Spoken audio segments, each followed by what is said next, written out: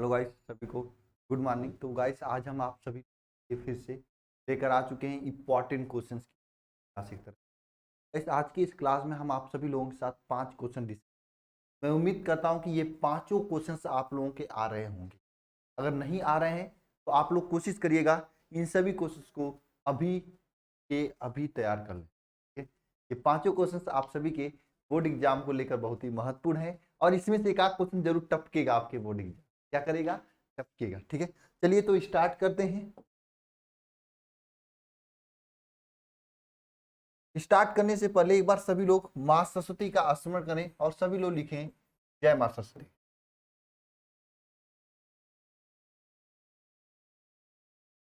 सभी लोग लिखें जय मां सरस्वती।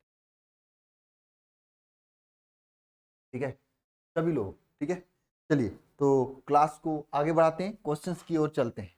सबसे पहले क्वेश्चन स्टार्ट करने से पहले मैं आप सभी लोगों को बता दूं, गाइस आप सभी लोगों की तैयारी अल्फा इंस्टीट्यूट ऐप पर शिखर बैच में बेहतरीन तरीके से हो रही है और वहां पर आप लोगों की रिवीजन क्लासेज भी बायोलॉजी और मैथ की स्टार्ट हो चुकी है।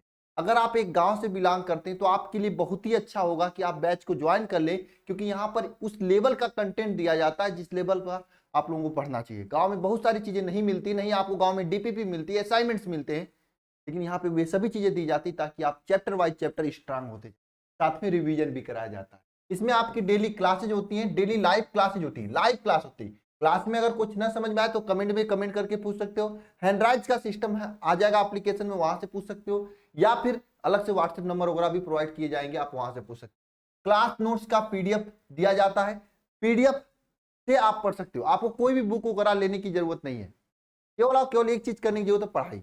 पढ़ाई से ही आपके परसेंटेज आएंगे और पढ़ाई से ही आप कुछ कर सकते हो। ठीक है, तो बुक लेने की जरूरत नहीं, केवल पढ़ने की जरूरत है। और पीडीएफ के साथ में आपको डीपीपी और असाइनमेंट्स भी दिए जाएंगे। ठीक है, ऑनलाइन टेस्ट आपका लिया जाता है सैटरडे के दिन, ताकि आपकी तैयारी बेस्ट हो सके। देखो सबसे बड़ी चीज होती है ये मेमोरी चार्ट। ठीक है, आप सभी लोग जो पढ़ते हो वो भूल जाते हो, जो देखते हो उसको भी भूल जाते हो, लेकिन भूली हुई चीजों को जल्द से जल्द में रिकॉल कर देना ही एक कला होती है, और ये कला जिसके अंदर हो जाती है वही परसेंटेज लाता है। और यहाँ पर आपको रिवीजन के जरिए आपको भी चीजों को रिकॉल किया जाएगा, उसी के साथ मेमोरी चार्ट दिया जाएगा ताकि आपको चीजों को कम से कम समय में रिवाइज कर सकें। कंप्लीट सिलेबस थियरी और इंपॉर्टेंट क्वेश्चन के साथ में आपको कराया जा रहा है, कहीं पे भी जाने की जरूरत नहीं है, एकदम जीरो से स्टार्ट है। अगर अभी से भी शुरू करना चाहते हैं तो एकाग्रचित करके आप शुरू कर सकते हैं। वैसे बहुत ही जल्दी यह बैच बंद होने वाला है, तो जिसको भी ज्वाइन करना है ज्वाइन कर लीजिए। ठीक है, क्योंकि revision class physics biology math की, बायोलॉजी और मैथ की चल रही है, रिवीजन क्लास चल रही, क्लासेज हो चुके, रिवीजन क्लास चल रही है। जल्दी फिजिक्स केमिस्ट्री की भी स्टार्ट हो जाएंगी रिवीजन क्लासेज। ठीक है, इसे कंप्लीट होते तो वैसे ही बंद हो जाएगा ना। तो जिसको भी ज्वाइन करना है, फायदा लेना है तो अभी ज्वाइन कर लो, पूरा महीना बचा हुआ, बढ़िया से पढ़ सकते हो आप लोग। ठीक है, चलिए स्टार्ट करते हैं, क्वेश्चन पे आते हैं। देखिए ये क्वेश्चन पहले चैप्टर, देखिए 4-5 चैप्टर के क्वेश्चन हैं, और जो क्वेश्चन हैं सब के सब शानदार जानदार खानदार वाले क्वेश्चन है। क्वेश्चन क्या है? कूलाम का वैद्युत बल संबंधित नियम लिखिए। सभी को आ रहा है कि नहीं ये प्रश्न? कोई है ऐसा बंदा या बंदी, यानी ऐसा लड़का या लड़की जिसको ये क्वेश्चन नहीं आ रहा है? कोई है क्या? नहीं होना चाहिए कोई ना, सभी को ये क्वेश्चन आना चाहिए, बहुत आसान क्वेश्चन है। पहला नियम तो यही पढ़ते हो। कूलाम का नियम क्या है? अगर देखो दो आवेश Q1 Q2 इस तरह से रख दिए जाए, इनके बीच की दूरी r हो, तो कूलाम के अनुसार, कूलाम के अनुसार, कूलाम के अनुसार दो आवेश के मध्य कार्य करने वाला जो बल होता है ना, बल, कार्य करने वाला बल उन आवेश के गुणनफल गुणनफल के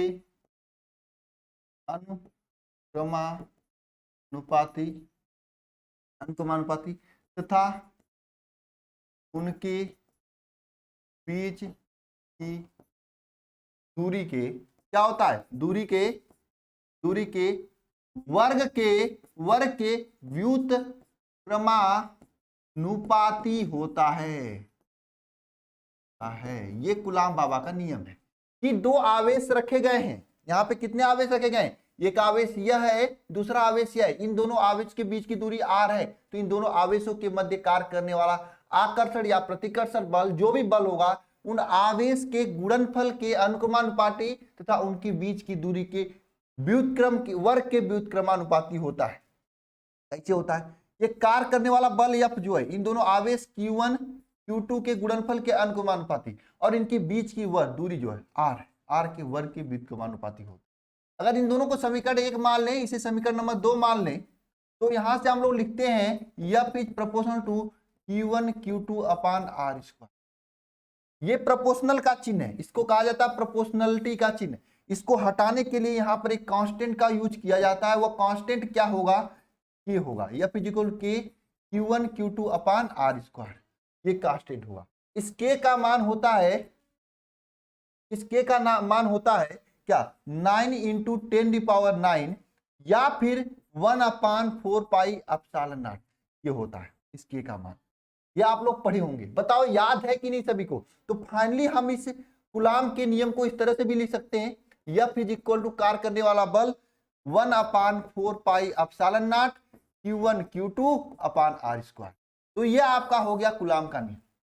मैंने 3 स्टेप में पढ़ाया। सबसे पहले बताया कि कूलाम का नियम क्या होता है। तो कूलाम का नियम किसे कहा जाता है? कूलाम के अनुसार दो आवेशों के मध्य कार्य करने वाला आकर्षण या प्रतिकर्षण बल उन दोनों आवेशों के गुणनफल के अनुक्रमानुपाती तथा उनके बीच की दूरी के वर्ग के व्युत्क्रमानुपाती, ये कूलाम का नियम। ठीक है, यानी दोनों के आवेशों गुणनफल के अनुक्रमानुपाती तथा इनके बीच की वर्ग के व्युत्क्रमानुपाती। ये आवेश जो होता है F is Q1 Q2 Q1 upon Q2, इस तरह से लिख सकते हैं दोनों समीकरण का यूज करके ना। लिख सकते हैं समीकरण नंबर 1 तथा 2 से ऐसा लिख सकते हैं। लिखने के बाद F इस तरह से इस प्रोपोर्शनलिटी के चिन्ह घटाने के का यूज करें। के का मान था 9 इंटू 10⁹ या फिर 1/4 पाई एप्सिलॉन नॉट, यहाँ पे वैल्यू रखेंगे। ये कूलाम का नियम है भाई साहब। कूलाम का नियम एग्जाम में पूछता है, आसान है लेकिन पूछता है, इसलिए मैं आपको कराया हूं। अगला क्वेश्चन चलें। अगला क्वेश्चन देखो, ये है स्थिर वैद्युतिकी संबंधी गाउस का नियम लिखिए। किसका नियम? गाउस का नियम। कब बाबा? किसका नियम? गाउस का नियम आपसे पूछा है। गाउस बाबा का नियम पूछा है आपसे। स्थिर वैद्युतिकी संबंधित गाउस का नियम आपसे क्या किया है? पूछा है। क्या होगा गाउस का नियम? बताइएगा जरा। देखिए, कोई एक बंद पृष्ठ है, ये आपका क्या एक बंद कमरा है, बंद पृष्ठ है। तो गाउस बाबा ये बताते हैं कि इस बंद पृष्ठ से निकलने वाला या गुजरने वाला जो वैद्युत फ्लक्स होता है, इस बंद पृष्ठ में उपस्थित कुल आवेश का 1/ε0। कितना? देखना स्टेटमेंट लिखना। गाउस के अनुसार, गाउस के अनुसार क्या होता है? किसी बंद पृष्ठ से गुजरने वाला वैद्युत फ्लक्स आई उस पृष्ठ में उपस्थित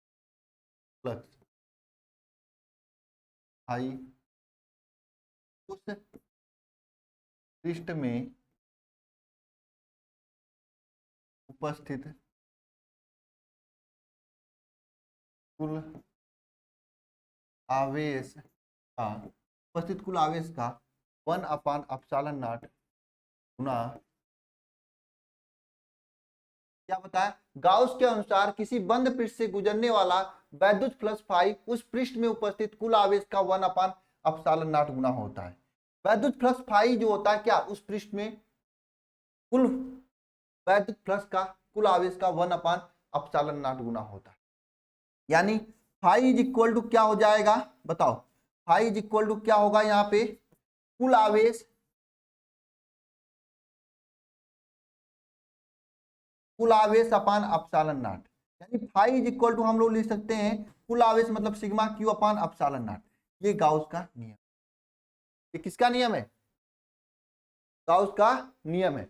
यानी किसी गाउस का नियम क्या? किसी बंद पृष्ठ से गुजरने वाला कुल वैद्युत फ्लक्स फाई उस पृष्ठ में उपस्थित कुल आवेश का 1/ε0 गुना होता है। ये गाउस का नियम है। इतना आसान भाषा में आपको कहीं पे भी लिखा हुआ नहीं मिलेगा भाई। रामबाण है, इसे रट लो अभी। आसान भाषा में कहीं नहीं मिलेगा, बहुत ही मेहनत से बनाया जाता है। मैं किताब का कोई यूज नहीं करता हूं, खुद से जो आता है, खुद से जो परिभाषा बना के लिखा देते हैं, ताकि आप एग्जाम में इसे लंबे समय तक याद रख सको। एग्जाम में लंबे आसानी से लिख सको। यानी अभी लंबे समय तक याद रखोगे, एग्जाम में आसानी से याद लिख सकोगे ना। अभी लंबे समय तक याद रखोगे, एग्जाम में आसानी से आप सभी लोग लिख सकोगे। बात समझ में आ रही है कि नहीं आ रही है? आप चले आगे चलें, आगे चलते। समविभव पृष्ठ की परिभाषा लिखिए। तो समविभव पृष्ठ की परिभाषा लिखना, ये सभी क्वेश्चन इंपॉर्टेंट है। समविभव पृष्ठ, इसकी परिभाषा लिखना है। सम मतलब क्या होता है? समान। विभव मतलब विभव हो जाएगा, पृष्ठ का मतलब पृष्ठ हो जाएगा। तो एक ऐसा पृष्ठ जहां पर उपस्थित सभी बिंदुओं पे विभव समान हो, उसे क्या कहते हैं? समविभव पृष्ठ कहते हैं। परिभाषा लिखना, एक ऐसा पृष्ठ, ऐसा पृष्ठ जिस पर उपस्थित सभी बिंदुओं पर क्या? विभवांतर, विभव समान हो, समान हो, क्या कहलाता है? समविभव पृष्ठ कहलाता है। समविभव पृष्ठ कहलाता है। कौन कहता है कि ये परिभाषाएं आपको नहीं याद होंगी? याद होंगी, और 90% सभी लोग लाएंगे भी। कोई असंभव चीजें नहीं है, बस आपको करना आना, मतलब करने आना चाहिए। बात समझ में आ रही है? अब ये बताओ परिभाषा क्यों नहीं हुई? शब्दों में लिखा है परिभाषा, समविभव पृष्ठ, समान विभव वाला पृष्ठ, ऐसा पृष्ठ जिसपे उपस्थित सभी बिंदुओं पर विभव समान हो, उसे क्या कहते हैं? समविभव पृष्ठ कहते हैं। अगला क्वेश्चन चले जनाब। चलो, इतना परिभाषा पूछा तो परिभाषा लिखे ना। अगला क्वेश्चन यह है कि मुक्त इलेक्ट्रॉनों के अनुगमन वेग से आप क्या समझते हैं? मुक्त इलेक्ट्रॉनों के अनुगमन वेग, किससे? अनुगमन वेग से आप क्या समझते हैं? तो देखो यहाँ पे परिभाषा है, वह वेग जिसके द्वारा चालक के मुक्त इलेक्ट्रॉन आयनों से टकराते हुए बाह्य वैद्युत क्षेत्र के प्रभाव से धन सिरे से की ओर बढ़ते हैं, वह अपवाह वेग या अनुगमन वेग कहलाता है। कितना आसान परिभाषा। वह वेग जिसके द्वारा चालक के मुक्त इलेक्ट्रॉन, कौन? छुट्टा साड़ वाले इलेक्ट्रॉन, मैंने जब पढ़ा रहा था आपको मुक्त इलेक्ट्रॉन को बताया था, छुट्टा साड़ होते। क्या होते? छुट्टा साड़। या अपने मन में घूमते रहते हैं, जैसे आपके गांव के लड़कियां तो नहीं घूमती अपने मन से, क्योंकि घर से बाहर निकलने में उनको परमिशन चाहिए होता है, मम्मी पापा से, भाई से ना। मैं सबकी बात नहीं कर रहा हूं, अगर तुमको नहीं चाहिए तो बात तुम्हारी अलग है, अपवाद में हो। लेकिन मैक्सिमम लोग गाँव में मैं यही देखता हूँ, लड़के कभी इस पुलिया पे कभी उस पुलिया पे घूमते हैं ना, तो क्या? मुक्त इलेक्ट्रॉन कहे जाएंगे। तो वह वेग जिसके द्वारा चालक के मुक्त इलेक्ट्रॉन आयनों से टकराते हुए, किससे भाई? जब चलेंगे तो किसी से, किसी ने किसी से टक्कर तो होगा, चाहे आंखों का टक्कर हो, चाहे फिर कुछ भी हो जाए, है ना। तो आयनों से टकराते हुए, आयन का मतलब समझ लेना सभी लोग अपनी भाषा में। आयनों से टकराते हुए बाह्य वैद्युत क्षेत्र के प्रभाव में धन की ओर, धन सिरे की ओर बढ़ते हैं, उसे क्या कहते हैं? अपवाह वेग या अनुगमन वेग कहते हैं।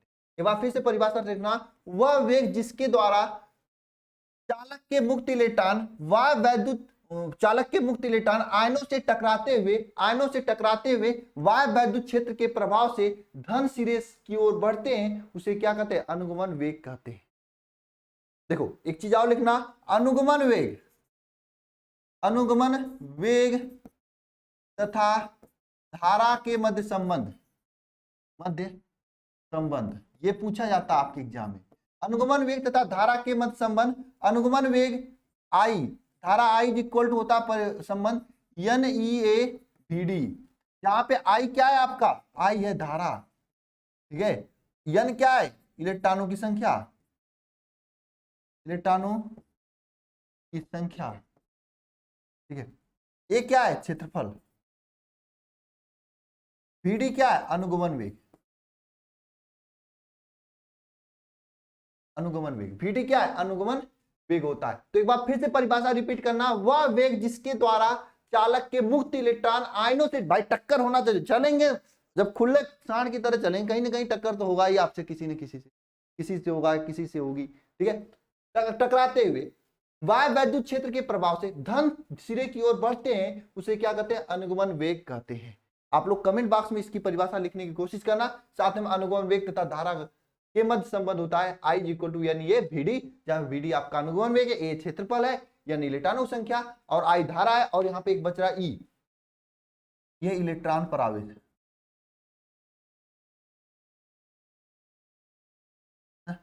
ठीक है, इलेक्ट्रॉन पर आवेश है।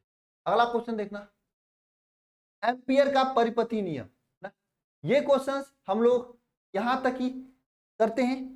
नहीं, 4 क्वेश्चन, 5वां क्वेश्चन देख लो। एम्पियर के परिपति नियम लिखिए ना। देखो एम्पियर का परिपति नियम क्या होता है? किसी बंद पृष्ठ के परितः चुंबकीय क्षेत्र की तीव्रता का रेखा समाकलन उस बंद पृष्ठ से घिरे क्षेत्रफल में गुजरने वाले वैद्युत धारा का म्यू नॉट गुना होता है। परिभाषा नहीं समझ, फिर से समझ। देखो एक बंद पृष्ठ है, यह आपका क्या है? बंद पृष्ठ है। इस बंद पृष्ठ के परितः चुंबकीय क्षेत्र की तीव्रता का रेखा समाकलन, चुंबकीय क्षेत्र जो बी है ना, इसके तीव्रता का रेखा समाकलन डी के साथ ऐसे बंद, गोला लगाएं इसका मतलब बंद, रेखा समाकलन उस बंद पृष्ठ से में घिरे क्षेत्रफल में से गुजरने वाली सभी धारा का, इसमें जितनी भी धारा जा रही है सिग्मा आई, सभी धारा का कितना? म्यू नॉट गुना होगा। आया नहीं आया समझ में परिभाषा? आया नहीं आया परिभाषा समझ? एम्पियर अगर नहीं आया तो मैं लिख के समझा दूं आपको। एम्पियर के परिपति नियम का परिभाषा क्या है? वह किसी बंद पृष्ठ के परितः चुंबकीय क्षेत्र का तीव्रता, चुंबकीय क्षेत्र की तीव्रता का रेखा समाकलन उस बंद पृष्ठ से गुजरने वाले जो भी धारा होता उसका म्यू नॉट गुना होता है। नहीं आया तो मैं परिभाषा लिख के समझा देता, कहना चाहिए ना। एम्पियर का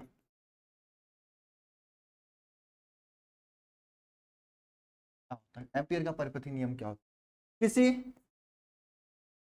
किसी बंद पृष्ठ से, किसी बंद पृष्ठ के चुंबकीय क्षेत्र की रेखा समाकलन जो होता है, चुंबकीय क्षेत्र बी का रेखा समाकलन जो होता है, चुंबकीय क्षेत्र बी का जो होता है, बी का रेखा समाकलन किसी बंद पृष्ठ से के चुंबकीय क्षेत्र बी की जो रेखी समाकलन होता है उस बंद